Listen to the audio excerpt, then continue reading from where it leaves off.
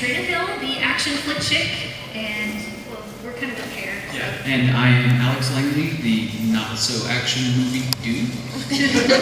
And we created Geeks and Gamers Anonymous.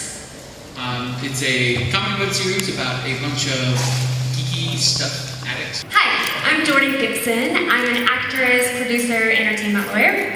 I'm here today for a web series called Super Knocked Up. Woo! Okay, so I'm going to tell you what it's about first. We didn't figure out our thing.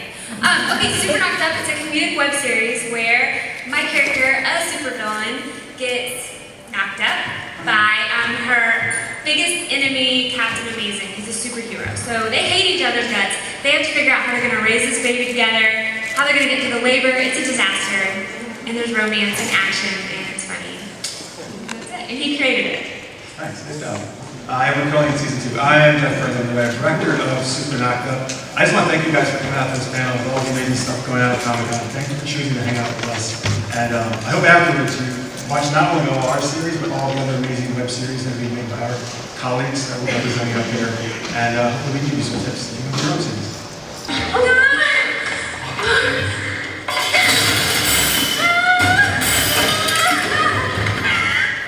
Are you going to be packed?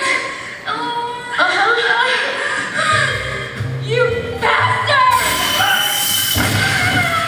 That is one angry pregnant woman.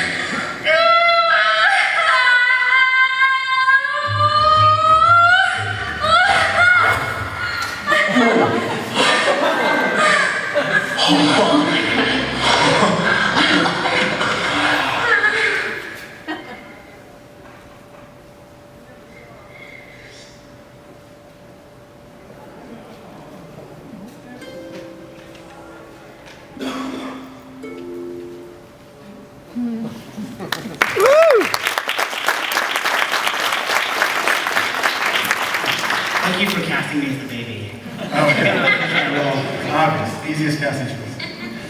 And actually raise money successfully doing an Indiegogo campaign to do additional seasons. And I think that's also a wonderful way to actually make a show have sort of a longevity, have a lifespan. Because yes, it's very important to have the drive and the willpower and the passion, and that all has to come from you because it's your baby, it's your brainchild. But then once you can get it out into the world and people can see it and recognize what it is you're putting out there, then other people can go, oh, I love what you're doing, or I don't love what you're doing, and that's great. You want people to have an opinion so that people can decide if they want to follow it or not follow it. And from there, you build your audience, and from building your audience, you can take it into other places. Like we have now a comic book, and we have trading cards, and we have all sorts of things, and that's because the world starts to grow once you put your passion and your dedication behind something.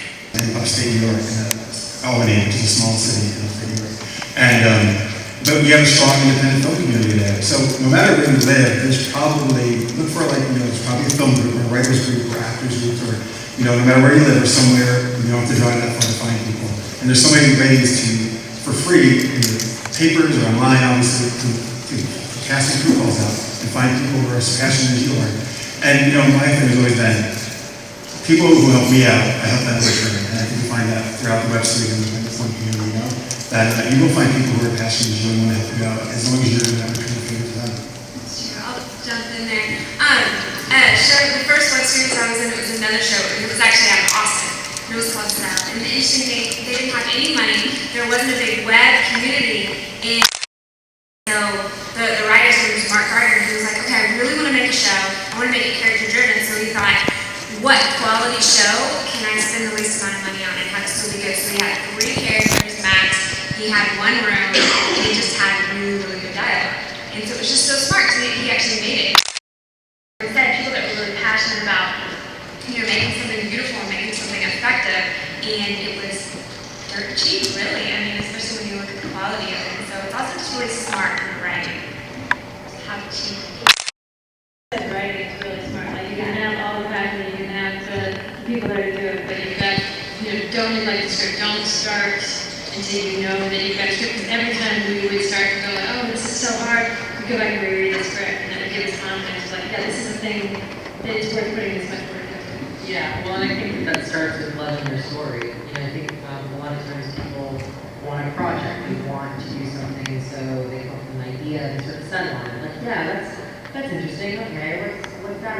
But when you're doing something on the web, there's such an ease and accessibility for both the fans and for the creators to get online and actually be able to connect and to work together and to feel like you're building something. And I think that kind of a relationship is invaluable because you build fans and you build friends for life doing that because you're actually creating a world in which you can all play, and I think that's really important, as well as like what Jeff said about being able to make things the link jokes done. You don't have to go for 22 minutes, you know, whatever that is, it can be really exciting. For me, it's all the money. Yeah.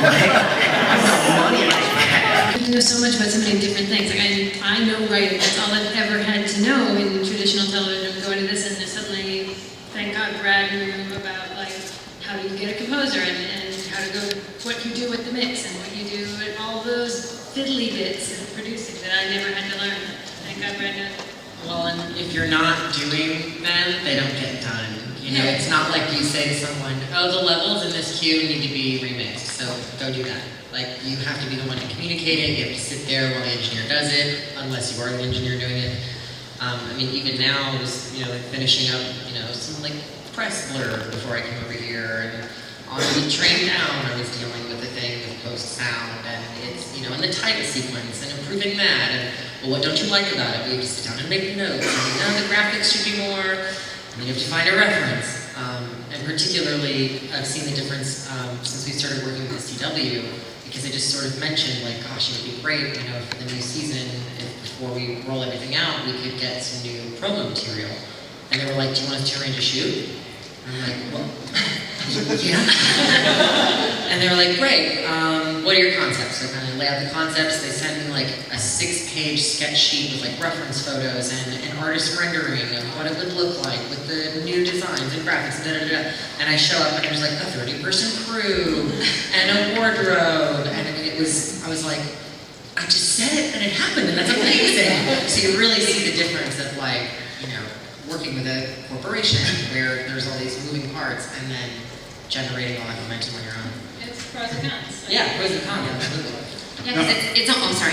Go ahead. I was going to say it's almost like there can be too many cooks in the kitchen at one time because everybody that gets involved with something has an opinion and has a vested interest in it. And so, you know, it's great if you have a production team that then can be like, yes, here's your 30-people crew and we've never set up your shoot, but that means that they all have something to say about it as well. Yeah, and the price you pay for creative control is a lot more work. Yeah, so when you're doing it on your own, you have to be the mom and the cheerleader and, you know, the creator, like all the various hats you have to wear sort of simultaneously and get used to that. I just want to add, no matter what the problems come up though, and you're never going to be able to foresee anything that comes up on a film shoot, web series shoot, just know that you can work through them and there is a way, there's always a way to solve every problem. Like our biggest thing that we had to get around is actually, I actually had to recast the actress from season 1. Jourdan came in season 2. You know, and it just came down to, and that kind of goes about Sandeep's thing with the money, she wanted to get paid for season 2. And I totally understood that. You know, I said, I understand where you're coming from. So you know where I'm coming from, like, I'm trying to get there where I can pay the whole casting crew, but we're not there yet. So, and she understood that, and we left it very amicably. But, you know, so for about 30 seconds when I found out, I was like, oh, that really sucks. But then I immediately said, okay, how do I solve this problem? How do I make it even better? I've been meaning to speak to you about that baby roll. It's been What? You know, and then we put casting together all over the place. We actually got over 700 submissions for the role, and which showed you how good Jourdan is. And here's the thing, Jourdan has absolutely made the series better. So something that seemed obviously like, wow, that really sucks, it turned out to actually make the whole show better in the end. And that's what we showed us that I think the things come up. And another point to that, something great about web series are when bad things do happen, it seems like the storm is hitting. Like for example, in our show, and probably all of y'all, we're all doing all of the work. Like Jeff was editing and just doing so many different things. That means the episodes don't get released, you know, one a week or one every other week like we want it to. And so we're like, oh, this is stressful. We don't want the fans to have to wait. And then the fans come in and save the day. And are like, it's okay. We'll wait. We love your show. We'll wait. We understand that y'all are the ones who are doing all of the work. And so then we're like, oh my gosh, we want to give you more stuff because you're so amazing. You're so supportive. We have one of our best fans here, actually. And so then we do like cross-promotional videos, and it gets us even inspired and motivated to put out more product, like more video, even if it isn't the actual show, just kind of fill the space in between the time it takes to get everything done and just a couple of us wearing all the hats. So there's always an upside and downside in the web series world. I think it speaks to the point that I was trying to make earlier, that like when you finally decide to do it and you put it out there, like Kickstarter is like a perfect example of how this is like coming to be, where you put it out there and then there are people out there that want to give you money. I mean, if the idea is good enough and it's clear that you have passion, you've thought through things and you have a plan, and you know you've put pieces together to make it seem attractive to people, that there are people out there that will support you. And you know, I've been very fortunate because, you know, same story, out of pocket for the pilots and stuff like that, or the first couple episodes, and then after that, you know, for Legend Meal, it was Comedy Central that came along and funded the rest of the series.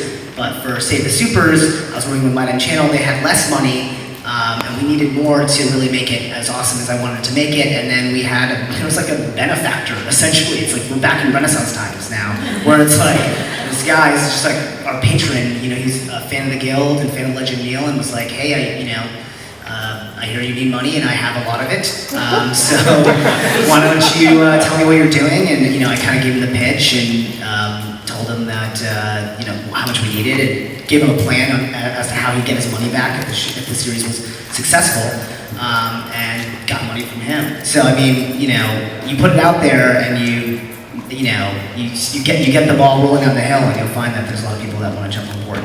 Be able to show people and your fans that you are a proven commodity, and I think that's one of the reasons that so many shows are successful when they have gone through a first season or have several pilot episodes or first few episodes to show people, because there's hundreds, if not thousands, if not hundreds of thousands of things out there on the internet, and everybody wants a little piece of your money, everybody wants a little piece of your time, and it's really hard for people to know where they want to put their money. And it's the same thing as walking the floor here. You're like, I want one of everything, and I can't. And so having something that's a viable, proven commodity out there so people can go, oh, the writing's amazing, I love these characters, it's a brilliant idea, it's really well done, I want to invest in that and put my money there, you stand a lot better chance to have something that's already proven than to just be like, well, I have this idea and it would be kind of cool if people give me money. And so usually you find that the successful crowdfunding campaigns have already got a fan base or have material out there that they can show for it, so people can look at it and go, I love the video that you have up there, I love this series idea, I love what you have, and now I want to invest in it. And so, much like everyone else here, I helped fund it to begin with, and then it helped get its own feet and sort of go from there. The YouTube comments sparingly. Yeah. Because 20 nice things will get canceled out by one gang of Hitler's guys, so. Yes. To add to Tara's thing about community, I would recommend get involved in the web series community like, as soon as you can, even if you don't have a web series. Like there's 4 Facebook web series which I'm actively involved in. IAW TV, there's a New York City one, there's a Toronto one, there's Web TV 2.0. If you see me afterwards, I'm happy to do all those things on the list. But you know, just get up, join those groups, and just start seeing the conversations you can learn from people. Start participating, start meeting people. You know, or tweet us. The web series community is the best community and the support I've ever been involved with, and it's just amazing. You know, I met so many awesome people. And so I would just say start reaching out to us. Like, we're cool, we're friendly, don't be afraid. Absolutely, it's a wonderful community. Super Knocked Up, you can find us at Super Knocked Up on Twitter. My Twitter handle is at Jourdan, I spell it with a U, at Jourdan Gibson, TX. Is it from Texas? Yes, it's French.